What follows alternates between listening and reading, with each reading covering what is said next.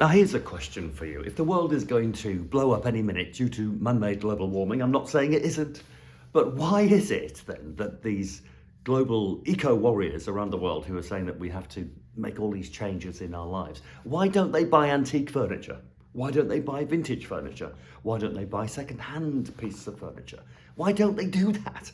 And the reason I'm saying this is because I've had a number of conversations with people recently who really go on about the environment and how it's all man's fault, nothing to do with nature and all of that. I'm not a conspiracy theorist. I don't know, right? I do know that the world has heated up and it's cooled down on many occasions and quite dramatically over many millennia. I know that, right? You deal with antiques and history, you know these things. And I'm sure man-made things contribute. But why aren't these warriors advocating the purchase of vintage items? And even if it means taking a vintage item or an antique item from an auction or a shop and reworking it and repurposing it and painting it and making it modern. And don't start shouting at me, please, for saying you can't do that to antique furniture. You can do that to antique furniture. It doesn't matter. If I buy a 19th century table for 10 quid or 100 quid, who cares?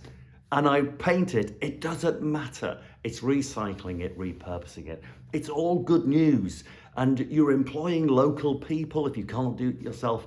And it is environmentally friendly. There is nothing more eco-friendly than antique furniture or vintage furniture. So why aren't the eco-warriors wandering around town, cities with placards saying, buy antiques, buy vintage, save the world? No, they go to out-of-town shopping centres and buy brand new pieces of furniture, mass-produced in factories, who knows where, and do they really care?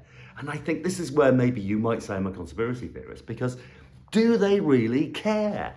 Because if they're buying furniture that's travelled across the world in a great big container ship, they know they're buying eco, non-friendly furniture. And the same applies also to clothes. And don't even get me started when it comes to slave labour. 40 million slaves in the world today. Who cares about this? Well, I do, and I'm sure you do. But those that are preaching to us don't seem to care.